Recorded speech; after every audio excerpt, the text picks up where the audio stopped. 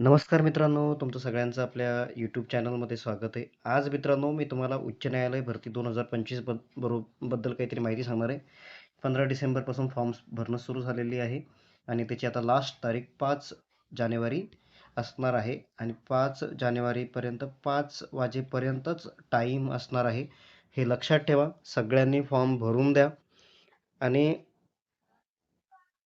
आणि तुम्हाला जर फॉर्म भरण्याबद्दल काही अडचण येत असेल ते सुद्धा मला कमेंट बॉक्समध्ये सांगा. आणि लक्षात घ्या, तुम्हाला जर कुठं फॉर्म भरायचं याच्याबद्दल अडचण असेल तर तुमच्या ज्या मित्रांनी फॉर्म भरला आहे त्याच्यावरती रजिस्ट्रेशन नंबर येतो ते तिथं बघा किती किती फॉर्म येत आहेत. तर जर वेगवेगळ्या ठिकाणी जर सगळे फॉर्म एकच दाखवत असेल, म्हणजे थोडंफार मागं पुढं असे असेल, याचा अर्थ सगळी एकत्र घेते. पण मला वाटतं संभाजीनगरचे वेगळे फॉर्म मोजत असतील, मुंबईचे वेगळे फॉर्म मोजत असतील आणि नागपूरचे वेगळे फॉर्म मोजत असतील. तर ते थोडं बघून फॉर्म कुठं भरायचा ते निश्चित करा आणि लवकरात लवकर फॉर्म भरून द्या. आता काही मुलांच्या वेगवेगळ्या अडचणी आहे त्याच्याबद्दल आपण बोलूया. सगळ्यात जास्त प्रॉब्लेम मुलांना येतोय चारित्र्य प्रमाणपत्र कोणाचं लागल आणि कधी लागल, याच्याबद्दल अनेक मुलांना अडचणी आहे की हे चारित्र्य प्रमाणपत्र कधी लागेल आणि कोणाचं लागेल. तर मित्रांनो, चारित्र्य प्रमाणपत्र तुम्ही कोणाचंही घेऊ शकता, फक्त तुमच्या नात्यातील तुमच्या रक्तातील माणसाचं घेऊ नका. आणि जो माणूस तुमच्यावरती जळतो किंवा ज्याच्याशी तुमचं काहीतरी वाकडं आहे त्याचं प्रमाणपत्र घेऊ नका. उद्या चालून जर तुमचं सिलेक्शन झालं आणि कोर्टानं जर व्हेरिफिकेशनसाठी फोन केला तर त्या माणसानं तुमच्याबद्दल खरी माहिती सांगितली पाहिजे, तरच तर तुमचं सिलेक्शन होईल, अन्यथा तुमचं सिलेक्शन रद्द होऊ शकतं. एवढं लक्षात घ्या. मग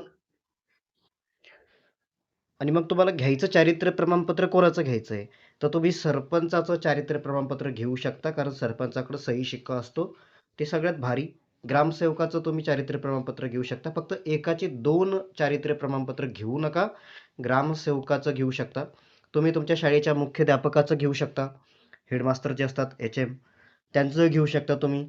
त्यानंतर तुम्ही तुमच्या गावात तलाठी असेल, तुमच्या गावातली जी कोणी व्यक्ती असेल त्याचं घ्यायचं आहे. 2 लोकांचं घ्यायचं आहे. एकाच व्यक्तीचे 2 घ्यायचे नाहीये, एवढं लक्षात ठेवा. त्यानंतर चारित्र्य प्रमाणपत्र कधी लागेल, तर फॉर्म भरताना तुम्हाला चारित्र्य प्रमाणपत्र लागत नाही, पण त्यांची नावं लागतात, त्यांचे मोबाईल नंबर लागतो, त्यांची माहिती तिथे टाकावी लागते. आणि चारित्र्य प्रमाणपत्र तुम्हाला ज्या दिवशी तुम्ही फॉर्म भरणार आहे त्याच्या अगोदरचं चारित्र्य प्रमाणपत्र पाहिजे, म्हणजे 15 तारखेनंतरचं. आणि ज्या दिवशी तुम्ही फॉर्म भरणार आहे त्याच्या अगोदरचं, म्हणजे ज्या दिवशी फॉर्म भरतो त्या दिवशी सुद्धा चालतं. पण फॉर्म भरल्यानंतरच्या तारखेचं चारित्र्य प्रमाणपत्र घेऊ नका, त्या अगोदर तुमच्याकडे ते चारित्र्य प्रमाणपत्र ठेवा, म्हणजे तुम्हाला अडचणी येणार नाही. किंवा तुम्ही आता फॉर्म भरलाय आणि चारित्र्य प्रमाणपत्र तुम्हाला नंतरही घ्यायचं आहे, त्याच्यावरती तारीख तारीख अगोदरची टाका, जी ज्या दिवशी फॉर्म भरताय ती टाका किंवा त्याच्या अगोदरची टाका, तर ते चालू शकतं जर तुम्हाला कोणी तसं देत असेल तर. आणि चारित्र्य प्रमाणपत्र कोणी देतं, सरकारी दवाखान्याचं चारित्र्य प्रमाणपत्र घेऊ शकता तुम्ही. ऑफिशियल चारित्र्य प्रमाणपत्र घ्या, तुमचा मित्र वगैरे यांचं चारित्र्य प्रमाणपत्र घेऊ नका. व्यवस्थित फॉर्म भरा. खूप चांगली भरती आहे, खूप सगळे चान्सेस आहे याच्यामध्ये. त्यानंतर दुसरा प्रश्न असतो, परीक्षा कधी असेल. परीक्षा कधी असेल, तर मित्रांनो याच्यासाठी तुम्हाला 3 ते 4 महिने लागतील परीक्षा घेण्यासाठी. जनरली धरा तुम्ही एप्रिलमध्येच पेपर होतील. 90% तरी एप्रिलमध्येच पेपर होतील, एवढं लक्षात ठेवा. किंवा एखाद्या वेळेस एप्रिलच्या पुढेही जातील, पण मार्चपर्यंत पेपर होणार नाहीत, एवढं लक्षात घ्या तुम्ही. त्यानंतरचा प्रश्न आहे, परीक्षा कोण घेणार. हा प्रश्न पण भरपूर जणांना प्रॉब्लेमॅटिक करतोय की हे परीक्षा नेमकं कोण घेणार आहे. तर परीक्षा मित्रांनो, ना TCS घेणार आहे. TCS, IBPS हे दोघंही परीक्षा घेणार नाहीयेत. कोर्ट परीक्षा घेणार आहे. कारण जो फॉर्मॅट दिलाय ना पेपरचा, जे फॉर्म भरायचा फॉर्मॅट आहे ना, तो पूर्ण कोर्टाचा फॉर्मॅट आहे आणि कोर्ट परीक्षा घेणार आहे, हे लक्षात घ्या. कोर्टच परीक्षा घेणार आहे. TCS, IBPS परीक्षा घेणार नाहीये. म्हणजे एका पद्धतीनं चांगलं आहे. कोर्टाचे जे क्वेश्चन असतात ते आपले MPSC लेवल, MPSCचे जे वन लाईनर असतात त्या टाईप असतात. तुम्ही MPSCचे प्रश्न सोडून बघा, त्याचा तुम्हाला चांगला फायदा होईल. त्यानंतरचा एक प्रश्न आहे, 7वीची मार्कशीट नसेल तर काय. आता ज्यांच्याकडं अगोदर मार्कशीट नसेल आणि तुम्ही गावामध्ये असेल तर शाळेमध्ये जा. तुमच्या शाळेमध्ये तुम्हाला द्वितीय प्रत भेटते, त्याच्यावरती व्यवस्थित जे मार्क पडलेले आहेत तेच घ्या त्याच्यावरती. विनाकारण डुप्लिकेट मार्क लिहू नका, त्याच्यावरती लिहून आणू नका. शाळेचा शेडमास्टरचा सही शिक्का घेऊन या, ते सुद्धा तुम्हाला चालतं. आणि नसलं तरीसुद्धा काही अडचण नाही आहे. भेटत नसेल तर तुम्ही नाही म्हणून तिथं पर्याय लिहू शकता. फक्त तिथं मार्क व्यवस्थित तुम्ही ते शाळेचं जिथं शिकलाय त्या शाळेचं नाव व्यवस्थित टाका. काही अडचण येणार नाही आहे तुम्हाला. आणि सगळ्यात चांगला पर्याय आहे, तुम्ही शाळेमध्ये जा, द्वितीय प्रत घ्या शाळेतून. ती जर असेल तर तुम्हाला काहीच अडचण येत नाही. द्वितीय प्रतसुद्धा चालते.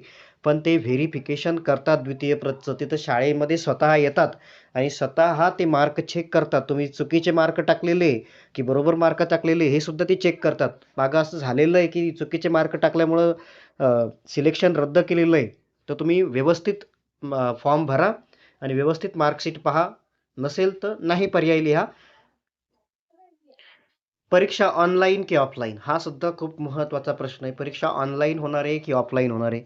तर मित्रांनो, मी सांगतो तुम्हाला 90% तरी परीक्षा तुमची ऑफलाईन होणार आहे. म्हणजे गोल गोल करायचा तुमचा पेपर होणार आहे. असे गोल गोल असतात ना नवोदयचं स्कॉलरशिप सारखं, तसं ते गोल गोल करायचा तुमचा पेपर होणार आहे. कोर्ट असंच पेपर घेतात. त्यांनी ह्यावेळेस TCS IBPSला सिलेक्शन केलेलं नाही आहे किंवा 10% सांगता येत नाही. जर त्यांनी एखादी वेगळी कंपनी निवडली तर मग ऑनलाईन होऊ शकतो. पण 90% तुम्ही चान्सेस आहे ऑफलाईन पेपर असणार आहे. त्याच्यामुळं तुम्ही जे MPSCचा पहिला जो सरळ सेवेचा अभ्यास होता त्याचा अभ्यासावर जास्त फोकस करा. तुम्हाला नक्की त्याचा फायदा होईल. अजूनही तुमचे काही प्रश्न असतील तर मला कमेंट बॉक्समध्ये कळवा. मी त्याचे प्रश्नाची उत्तरं देण्याचा नक्की प्रयत्न करेल. चांगला अभ्यास करा. सुवर्ण संधी आहे तुम्हाला चांगली.